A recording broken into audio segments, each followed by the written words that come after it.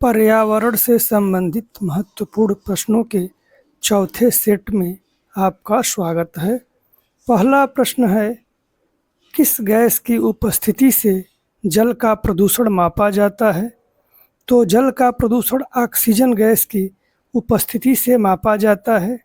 इसकी व्याख्या है कि जल का ऑक्सीजन मांग, जिसको बोलते हैं बायोकेमिकल ऑक्सीजन डिमांड, जैव रासायनिक ऑक्सीजन मांग, यह एक जल के नमूने में कार्बनिक पदार्थों के विघटित होने के लिए जो उसमें सूक्ष्म जीव होते हैं, फाइटोप्लैंक्टन और जूप्लैंक्टन, उनके लिए कितने ऑक्सीजन की आवश्यकता है, इस आधार पर यह मापा जाता है। अगला प्रश्न है, पारिस्थितिकी पद चिन्ह इकोलॉजिकल फुटप्रिंट क्या अर्थ है? तो इकोलॉजिकल फुटप्रिंट संसाधनों की खपत और उत्सर्जन का मापन करता है कि एक व्यक्ति को रहने के लिए उसके जीवन शैली के अनुसार पर्यावरण पर पड़ने वाले प्रभाव की मात्रा की गणना की जाती है और उसको पर्यावरणीय पदचिन्ह भी कहा जाता है। भारत में वन अनुसंधान संस्थान कहाँ पर है? तो यह देहरादून में है। नीली क्रांति का उद्देश्य क्या था? नीली क्रांति का उद्देश्य था मत्स्य पालन और जलीय कृषि में वृद्धि। इसके बाद अगला प्रश्न है, प्लास्टिक प्रदूषण किस प्रकार का प्रदूषण है? तो यह ठोस अपशिष्ट प्रकार के प्रदूषण है। अगला प्रश्न है, जलवायु परिवर्तन के कारण कौन सा प्रभाव देखा जा रहा है? तो इसके जलवायु परिवर्तन के कारण समुद्र स्तर में वृद्धि हो रही है और पृथ्वी का तापमान बढ़ रहा है। वनों की कटाई के कारण कौन सी आपदा आती है? तो इससे भूस्खलन और बाढ़ का खतरा फैलता है। ऊर्जा के कौन से स्रोत प्रदूषण नहीं फैलाते हैं? अगर ये पूछता है तो सौर ऊर्जा है, पवन ऊर्जा है, जल विद्युत ऊर्जा है, ज्वारीय ऊर्जा है और भूतापीय ऊर्जा है। इनके द्वारा कोई प्रदूषण नहीं होता है। अगला प्रश्न है, किस वर्ष भारत ने जलवायु परिवर्तन पर पेरिस समझौते पर हस्ताक्षर किए? तो 2016 में भारत ने इस पर दस्तखत किए थे। किस वर्ष IPCC को नोबेल पुरस्कार शांति का मिला था? तो 2007 में, जो inter governmental panel on climate change है। तो ये जलवायु परिवर्तन पर अंतर सरकारी पैनल है और संयुक्त राष्ट्र संघ का आधिकारिक पैनल है। इसमें जलवायु में बदलाव और ग्रीन हाउस गैसों का ध्यान ये रखता है और इसके लिए शांति का नोबेल पुरस्कार 2007 में इसको दिया गया था। अगला प्रश्न है, ग्लोबल वार्मिंग से सबसे अधिक प्रभावित क्षेत्र कौन सा है? तो ग्लोबल वार्मिंग से सबसे अधिक प्रभावित क्षेत्र है आर्कटिक क्षेत्र। इसके बाद अगला प्रश्न है, रासायनिक उर्वरकों के अत्यधिक उपयोग से क्या होता है? तो मृदा की गुणवत्ता खराब होती है, यानी मृदा की उर्वरता घटती है।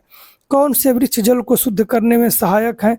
तो एक लंबी श्रृंखला है, पीपल है, बांस है, नीम है, बरगद है, बिलोय है, केला है, अरंडी है, जलकुंभी है, ये जल शुद्ध करते हैं। इस योजना के अंतर्गत हरित भारत मिशन आया है। तो राष्ट्रीय जलवायु परिवर्तन कार्य योजना के अंतर्गत इसे हरित Bharat mission, green India mission Bharat सरकार द्वारा शुरू किया गया है। इसके बाद जल जीवन मिशन का उद्देश्य क्या है? अगर ये पूछता है तो हर घर जल उपलब्ध कराना। ये 2019 में भारत सरकार द्वारा शुरू किया गया था और 2024 तक का लक्ष्य रखा गया है कि सभी ग्रामीण को उनके घरों में नल का पानी पहुंचा दिया जाएगा। वित्त मंत्री निर्मला सीतारमण ने 2019 के केंद्रीय बजट में इस योजना की घोषणा की थी और इसके बाद इस पे कार्य हो रहा है और उल्लेखनीय सुधार भी हुआ है। अगला प्रश्न है, भारत का पहला सौर ऊर्जा गांव कौन सा बना है? तो मोढेरा गुजरात का एक गांव है जिसे पहला सौर ऊर्जा गांव बनाया गया है। मतलब वहाँ की जितनी विद्युत की खपत है सब वहाँ के सौर ऊर्जा से ही पूरा हो रहा है। कौन सी प्रजातियाँ सूचीबद्ध होती हैं? तो ये रेड डाटा बुक में जो सूचीबद्ध होती हैं जातियाँ, उसमें इंडेंजर्ड स्पीसीज आती है, जिनको हम कहते हैं संकटग्रस्त। प्रदूषण नियंत्रण बोर्ड की स्थापना कब हुई थी? तो प्रदूषण नियंत्रण बोर्ड की स्थापना 1974 में हुई थी। यह एक स्टैच्यूटरी बॉडी है, यानी संविधिक निकाय है और यह जल प्रदूषण निवारण अधिनियम 1974 के अंतर्गत इसका गठन किया गया था और यह केंद्रीय नियंत्रण बोर्ड के अंतर्गत काम करता है। किस तकनीक से CO2 को वायुमंडल से हटाया जाता है? तो इसे कार्बन कैप्चर और स्टोरेज बोलते हैं। कार्बन कैप्चर और भंडारण एक ऐसी प्रक्रिया है जिसके द्वारा औद्योगिक प्रतिष्ठानों से कार्बन डाइऑक्साइड को वायुमंडल में छोड़ने से पहले अलग किया जाता है और फिर दीर्घकालिक भंडारण स्थान पर ले जाकर के इसे भंडारित किया जाता है। और भूटान साम्राज्य अपनी जलवायु परिवर्तन नीतियों के लिए वैश्विक मान्यता प्राप्त कर रहा है।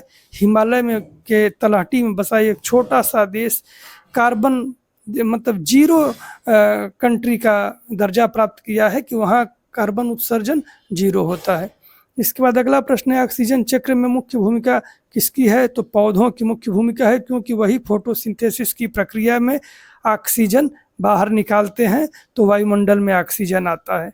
किस ग्रह का वातावरण सबसे अधिक है? CO2 से भरपूर है, तो यह शुक्र ग्रह का जो वातावरण है वो CO2 से भरपूर है। कौन सा कीटनाशक का प्रभाव लंबे समय तक रहता है? तो DDT, डाइक्लोरो डाइफिनाइल ट्राइक्लोरोइथेन इसे बोलते हैं। और DDT लंबे समय तक पर्यावरण में बना रहता है, मृदा में बना रहता है। इसके बाद अगला प्रश्न है, पृथ्वी की सतह पर अधिकतम सूर्य ऊर्जा कहाँ प्राप्त होती है? तो भूमध्य रेखा पर, क्योंकि वहाँ सूर्य की किरणें सीधी पड़ती है, इसलिए उनकी तीव्रता सर्वाधिक होती है। और ऊर्जा का सबसे स्वच्छ स्रोत कौन सा है? तो सौर ऊर्जा है, ये सबसे स्वच्छ है, कोई प्रदूषण इससे नहीं होता है। अगला प्रश्न है, कौन से जीव जल प्रदूषण के संकेतक हैं? तो पानी में पाए जाने वाले मछलियाँ, अमीबा, ये जीव जो हैं जल प्रदूषण के संकेतक हैं। इनकी मात्रा जितनी ज़्यादा रहेगी जल उतना शुद्ध रहेगा। धन्यवाद।